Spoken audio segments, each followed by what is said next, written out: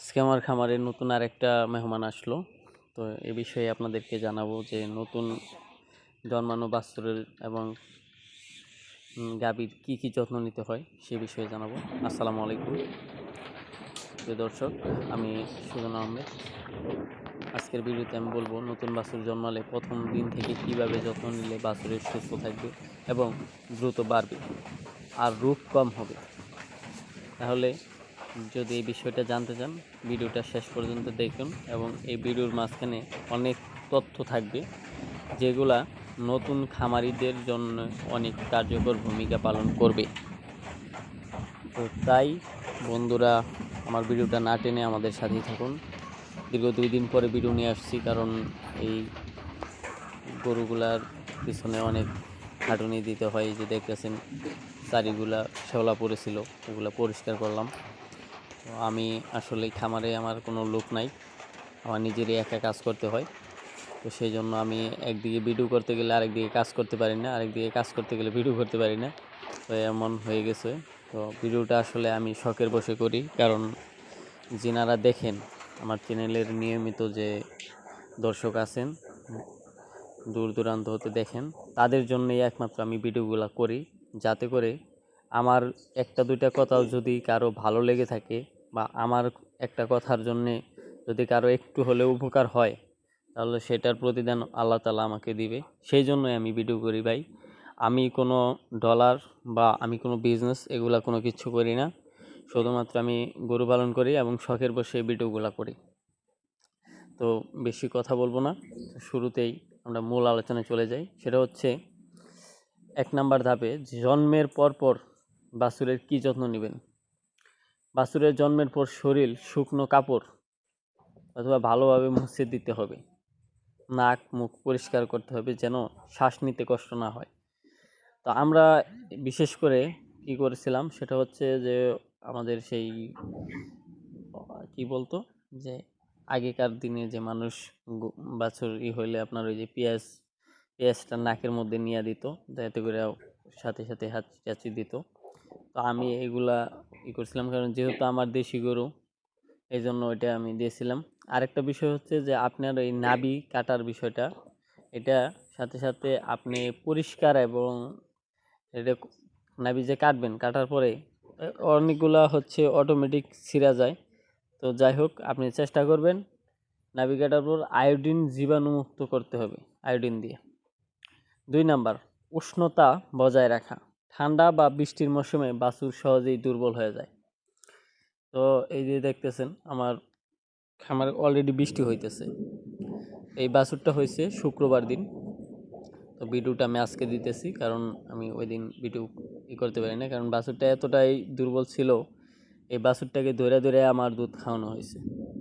তো ওই দিন আমি আর সময় পাই নাই, সেজন্য ভিডিওটা আপলোড করতে পারি নাই। তো এই গত 2 দিন যাবত এই বাছুরের পিছনে অনেক শ্রম দিচ্ছি, কারণ এটাকে ধরে ধরে দুধ খাওয়াই এবং এই গোয়ালঘর থেকে আবার অন্য ঘরে রাখি। রাত হলে যদি বেশিরভাগ ক্ষুধা লাগে, তো সেখানে আবার ওই গাভীর কাছে নিয়ে দুধ খাওয়াই নিয়ে আসি। তো আল্লাহর রহমতে এরকম পরিস্থিতি হয় নাই, একদিনই হয়েছিল, শুধু একদম ওই ফজরের সময় আমরা দুধ খাওয়ানোর জন্য নিয়ে গেছিলাম। 2 নাম্বার যেটা বলতে নিয়েছিলাম, উষ্ণতা বজায় রাখা। ঠান্ডা বা বৃষ্টির মৌসুমে বাছুর সহজেই দুর্বল হয়ে যায়, তাই খড় বা শুকনো ঘাসের বিছানায় রাখার চেষ্টা করবেন এবং প্রয়োজন হলে আপনি বালও দেবেন, হালকা গরম দেওয়া যেতে পারে, সেটা হচ্ছে শীতকালে। আর 3 নাম্বার হচ্ছে প্রথম দুধ খাওয়ানো, যেটা শাল দুধ। জন্মের 1 ঘন্টার মধ্যে মায়ের প্রথম দুধটা খাওয়াতে হবে। এই দুধে এতটাই আপনার শক্তিশালী বা কার্যকরী ভূমিকা পালন করে, যেটা বলার বাইরে। রোগ প্রতিরোধ ক্ষমতা তৈরির উপাদান এই দুধ। আপনি প্রথম 3 দিন শুধু এই দুধেই সবচেয়ে জরুরি। 3টা দিন যে এটারে দুধ খাওয়াবেন, এতে কোনো ভুল থাকবে না। কারণ আমি সেই বাছুর যেটা হলো জন্মগ্রহণ করলো, তখন থেকে ধরে ধরে এই যে এটা দেখতেছেন লাল বাছুরটা, এটারে আর ধরে ধরে খাওয়াইতে হয় না। প্রথমে একটু ধরে দিছি, একদম এটা একা একাই খাওয়া শুরু করছে। এটা হচ্ছে শাহিয়ালের বীজ, 123 নাম্বার বুলের, এসিআই কোম্পানির। আর ওইটা যেটা নতুন বাছুর জন্মগ্রহণ করলো, এটা হচ্ছে আমেরিকান বীজ। এটার বুল নাম্বার হচ্ছে 7980। এটা ইউএস আমেরিকান বীজ। এটা আরেকটা হচ্ছে যে নিয়মিত খাওয়াবেন, দিনে 4-5 বার অল্প অল্প করে দুধ খাওয়াতে হবে। 7 দিন বয়স থেকে সামান্য পানি ও খুদের ভাত দেওয়া শুরু করবেন, মানে আস্তে আস্তে ঘাস খাওয়ার অভ্যাস করাতে হবে।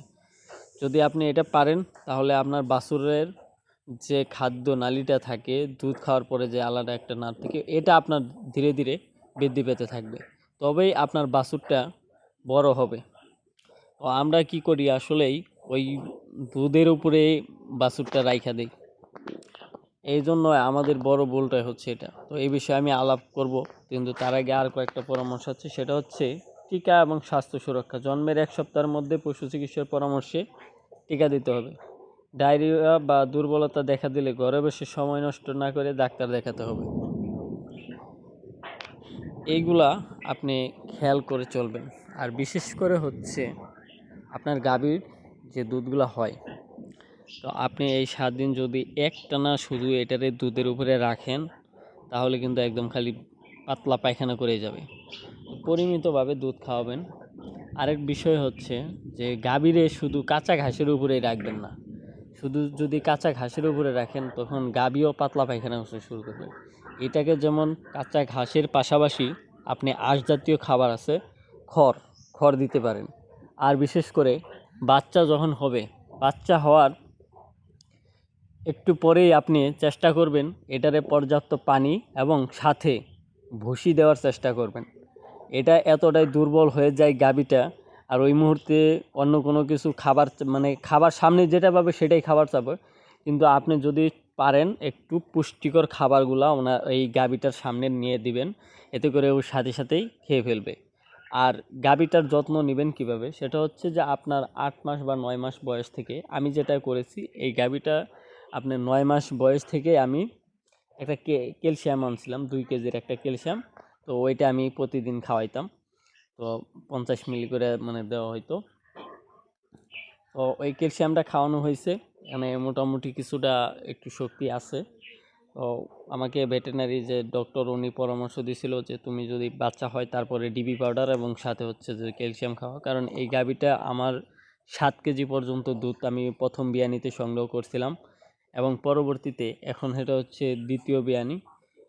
এখন সবাই বলতেছে আল্লাহর রহমতে আল্লাহ তাআলা যদি অবশ্যই আমার প্রতি সন্তুষ্ট থাকেন, আশা করা যায় এই 7-এর কিছু হলেও উপরে যাবে। এবং গাভীর হচ্ছে যে প্রথমবার যে দুধ হবে, দ্বিতীয় বিয়ানিতে আরও একটু বাড়বে, তৃতীয় বিয়ানিতে আরও একটু বাড়বে। তো এইভাবেই হচ্ছে গাভীর আপনার বৈশিষ্ট্য।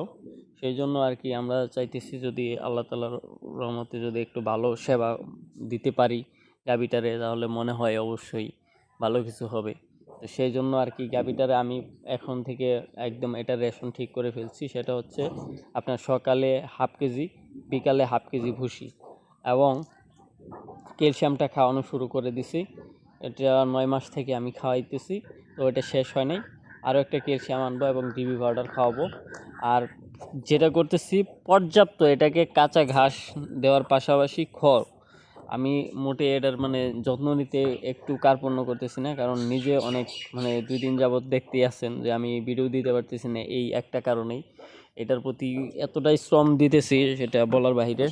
কারণ আসলে আমাদের কৃষকরা, আমরা যতই দেখবেন ইদানিং ইউটিউবে অনেক চ্যানেল আছে, ভিডিও এর মানে অভাব নাই, কিন্তু এরা শুধু ভিডিও করে ভিউ ব্যবসায়ী যেটা বলে।